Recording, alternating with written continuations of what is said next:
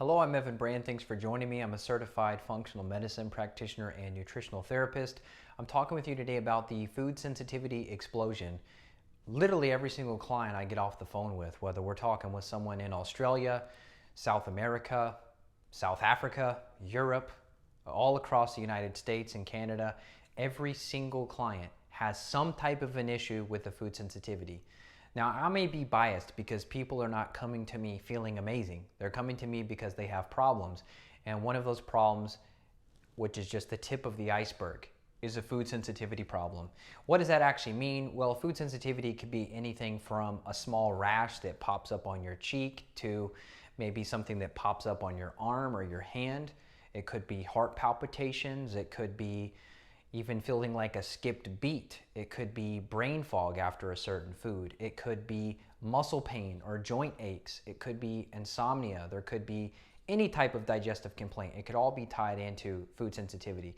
So let's go into some of the root causes. Why is that happening? What the heck do you do to fix it? Number one, we've got to talk about LPS, which stands for lipopolysaccharide. Now, this is one of the bad guys that comes as a byproduct of bacterial overgrowth.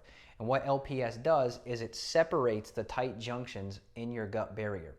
That's called leaky gut or intestinal permeability if you look into the literature. And what happens is once LPS is created, it also upregulates cytokines. Specifically, there's one called IL-6, interleukin 6. This is an inflammatory protein which then cranks up inflammation. Once your inflammation gets cranked up, you get leaky gut. Once you get leaky gut, you start reacting to foods that you're not supposed to react to. Even good organic meats and good organic vegetables and fruits you may react to, and you're not supposed to.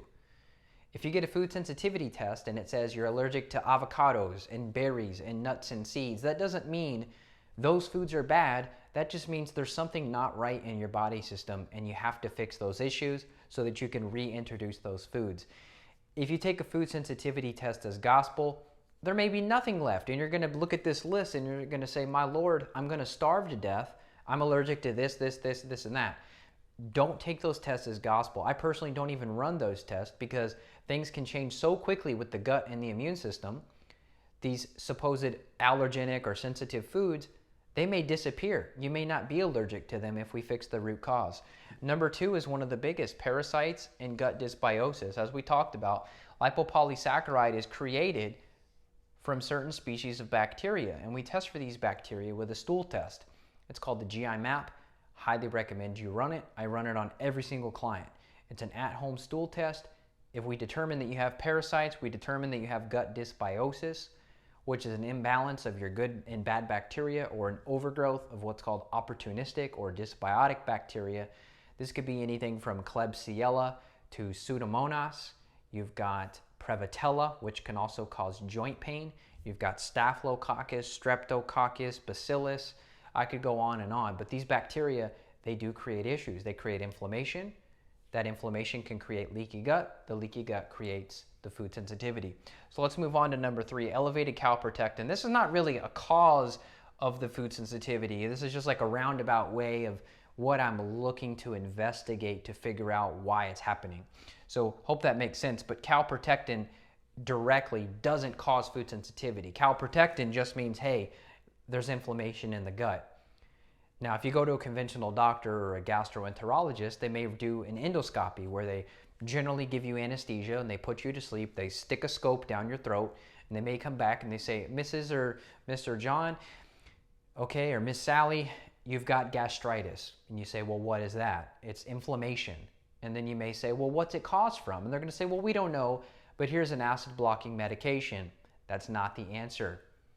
It's not a deficiency of an acid blocking drug. That's not your problem. You have inflammation likely due to a gut infection, or number four, likely due to gluten in the diet, which is why every single client I work with, we put them on generally a gluten-free, dairy-free diet, except for butter. Butter in most cases is okay. Some people cannot tolerate it. Why? Well, because gluten increases a protein called zonulin. And zonulin is, think of zonulin as a zipper. It's got the Z for zipper, zonulin zipper. So zonulin, what it does is it unzips those tight junctions in the gut. So your gut is supposed to be like this, toxins and pathogens cannot get into the bloodstream. You eat gluten, you elevate Zhonya Lin in response to the gluten, the tight junctions go like this. Now you've got these little gaps. You see these gaps in between my fingers? That is where bacteria and pathogens, toxins like car exhaust and pesticides and other chemicals get into the bloodstream. And guess what that does? Well, that just goes and cranks up Calprotectin. And then that makes you more susceptible because you and your friend may have ate the same meal, but they had a healthier gut barrier than you. So they didn't get infected with the parasite or the gut bacteria. You go and you eat sushi, your friend gets no symptoms, you get sick. Why? Well, it could have been because of a leaky gut situation due to you having gluten in the diet, which cranked up your Zhonya Lin. So it's all this big spider web. See, there's never a silver bullet. It's all connected, which is why you have to address all of it.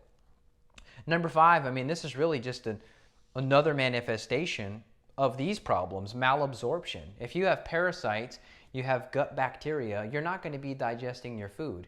You can look at your stools. Your stools may be shiny, they may float on top, they may be messy, it may take a lot of wipes for you to get your butt clean. We can measure that with a marker called steatocrit, which is a fecal fat marker. We look for that on the stool test. But malabsorption in general is going to be a cause of food sensitivities. If you can't digest the food, yes, you're going to react to it. And then the other part of malabsorption is low hydrochloric acid. This is a condition known as hypochlorhydria. Just like you hear hypothyroid, that means underfunctioning thyroid. Hypochlorhydria means underfunctioning and low stomach acid. Why? Big cause, infection. Number 1 cause is going to be H. pylori. I had this infection. I've done many talks and lectures on H. pylori. It's a bacterial infection, very easily to pass it between your partner. So, kissing, even sharing cups, spoons, it's very easy to pass H. pylori through the saliva. It's a bacteria that when it gets out of control, what it does is it damages the parietal cells. The parietal cells in your gut are what make and secrete stomach acid. So H. pylori can directly influence the levels of hydrochloric acid, dropping them, therefore leading to malabsorption, therefore leading to increased inflammation because of the undigested food. The undigested food particle feeds these bugs. These bugs create LPS, which creates cytokines, which creates more inflammation, which creates more leaky gut, which creates food sensitivity. You see how it's all tying together? So let's wrap this thing up here. Number 6, stress and toxins. Everyone's stressed, duh, that's nothing new. There's many different sources of stress. I would agree, and I hope you would agree, this is stressful, all of this stuff going on in the gut. But what about emotional stress? What about your relationships, your marriage? What about the relationship with your boss or your teacher if you're in school, or if you're a professor? What about the relationship with your students or your family, your extended family? Maybe you're socially isolated. You have no friends. That's a stress. Well, there's now research showing that social isolation is very comparable to smoking cigarettes in terms of the negative effects it has on your health. So if you've isolated yourself because you're not feeling well, we've got to get you out of that bubble. So stress is a huge piece of all this. Why? Well, because cortisol, guess what it does? It does the same thing Zhonya Lin does. Cortisol damages the gut barrier, leading to food sensitivities. And this is just like I said, it's the tip of the iceberg. The food sensitivity may be the first sign that something's off. This could progress into full-blown autoimmune disease. We could talk about Hashimoto's, we could talk about rheumatoid arthritis, and many others. Food sensitivities are just the start. And then toxins, right? So we're talking pesticides in the food, we're talking glyphosate, we're talking environmental exposure. We could be living next to a smelting factory or living in a big urban area in Los Angeles or New York City or Seattle where there's a lot of car exhaust and fumes. We could be getting vaccines regularly because we live in a place where, or we go in the military and we have to travel to go to other places where there's other diseases, so we're getting vaccinated. That's creating a toxic load. We could be a nurse or somebody in the healthcare facility that's getting vaccines and other medications. Those also build up your toxic burden. You may drink from aluminum cans. You may eat seafood that's contaminated. We know, unfortunately, a lot of our seafood, especially tuna and some of our larger fish, they're contaminated with mercury due to coal burning. If you live next to a coal burning plant or a power plant, I had a client today that lives outside of Seattle. There's a nuclear reactor in Washington State, and her son, who was 14 years old, he had very high levels of cesium, which is from radioactive fallout from a nuclear power plant and other sources.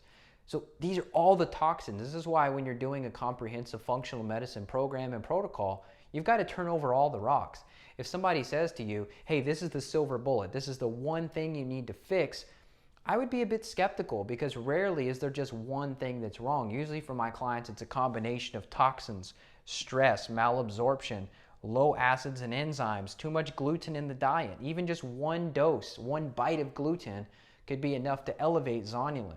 We've got the Calprotectin issue, gut dysbiosis and parasites. I see it every single day. I personally had these infections, and that's why I was allergic to everything. I mean, I loved avocados, and I had to stop eating them for a good 6 weeks because I'd get a migraine headache across the top of my head. Once I fixed all these issues, I can now eat avocado and I'm fine. I used to not be able to eat berries. Now I'm fine. I used to have issues with certain grains. I still minimize grains, but now I can get away with it. So there is hope. You can fix your food sensitivities. You've just got to dig deeper. I do work with clients worldwide via phone, Skype, FaceTime. You can read my reviews and click below. And if you want to learn more, feel free to click on screen here and you can schedule a consult with my staff. We look forward to helping you. Take care. This is Evan Brand signing out. Bye-bye.